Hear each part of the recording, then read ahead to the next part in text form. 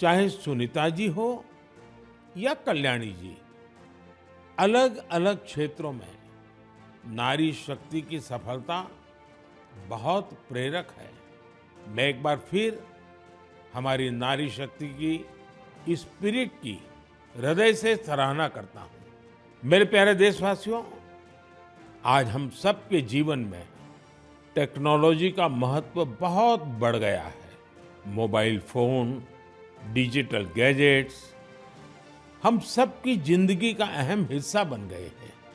लेकिन क्या आप कल्पना कर सकते हैं कि डिजिटल गैजेट्स की मदद से अब वन्य जीवों के साथ तालमेल बिठाने में भी मदद मिल रही है? कुछ दिन बाद 3 मार्च को विश्व वन्य जीव दिवस है। इस दिन को वन्य जीवों के संरक्षण के प्रति जागरूकता फैलाने के उद्देश्य से मनाया जाता है। इस वर्ष वर्ल्ड वाइल्ड लाइफ डे की थीम में डिजिटल इनोवेशन को सर्वोपरि रखा गया है। आपको ये जानकर खुशी होगी कि हमारे देश के अलग-अलग हिस्सों में वन्य जीवों के संरक्षण के लिए टेक्नोलॉजी का खूब उपयोग हो रहा है। पिछले कुछ वर्षों में सरकार के प्रयासों से देश में बाघों की संख्या बढ़ी है। महाराष्ट्र के चंद्रपुर के टाइगर रिजर्व में बाघों की संख्या 250 से ज्यादा हो गई है। चंद्रपुर जिले में इंसान और बाघों के संघर्ष को कम करने के लिए आर्टिफिशियल इंटेलिजेंस की मदद ली जा रही है। यहाँ गांव और जंगल की सीमा पर कैमरे लगाए गए हैं। जब भी कोई बाघ गांव के करीब आता है, तब एआई की मदद से स्थानीय लोगों को मोबाइल पर अलर्ट मिल जाता है। आज इस टाइगर रिजर्व के आसपास के 13 गांवों में इस व्यवस्था से लोगों को बहुत सुविधा हो गई है और बाघों को भी सुरक्षा मिली है। साथियों, आज युवा एंटरप्रेन्योर्स भी वन्य जीव संरक्षण और इको टूरिज्म के लिए नए नए इनोवेशन सामने ला रहे हैं। उत्तराखंड के रुड़की में रोटर प्रिसिशन ग्रुप्स ने wild life institute of India के सहयोग से ऐसा ड्रोन तैयार किया है जिससे केन नदी में घड़ियालों पर नजर रखने में मदद मिल रही है। इसी तरह बेंगलुरु की एक कंपनी ने बघीरा और गरुड़ नाम का ऐप तैयार किया है। बघीरा ऐप से जंगल सफारी के दौरान वाहन की स्पीड और दूसरी गतिविधियों पर नजर रखी जा सकती है।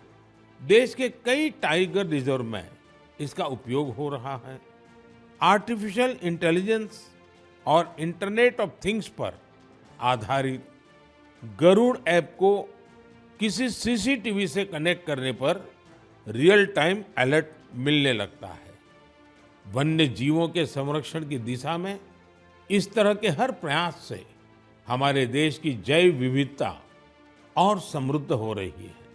साथियों, भारत में तो प्रकृति के साथ तालमेल हमारी संस्कृति का अभिन्न हिस्सा रहा है।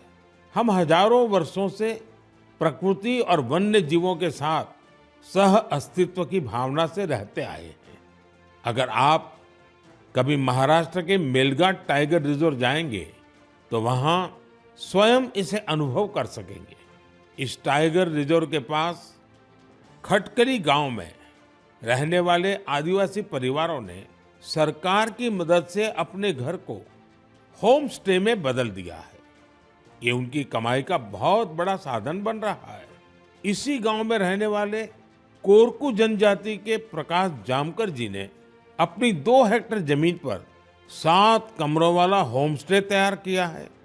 उनके यहाँ रुकने वाले पर्यटकों के खाने पीने का इंतजाम उनका परिवार ही करता है। अपने घर के आसपास उन्होंने औषधीय पौधों के साथ आम और कॉफी के पेड़ भी लगाए हैं। इससे पर्यटकों का आकर्षण तो बढ़ा ही है, दूसरे लोगों के लिए भी रोजगार के नए अवसर बने हैं। मेरे प्यारे देशवासियों, जब पशुपालन की बात करते हैं तो अक्सर गाय भैंस तक ही रुक जाते हैं।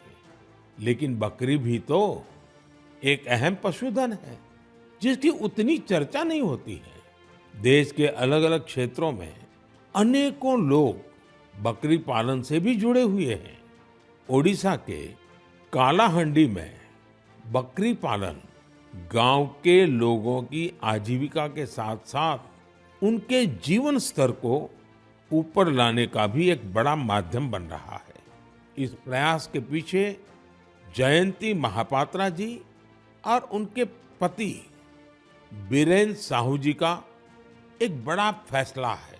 ये दोनों बेंगलुरु में मैनेजमेंट प्रोफेशनल्स थे, लेकिन इन्होंने ब्रेक लेकर कालाहंडी के सालेभाटा गांव आने का फैसला लिया। ये लोग कुछ ऐसा करना चाहते थे जिससे यहाँ के ग्रामीणों की समस्याओं का समाधान भी हो, साथ ही वो सशक्त भी बने।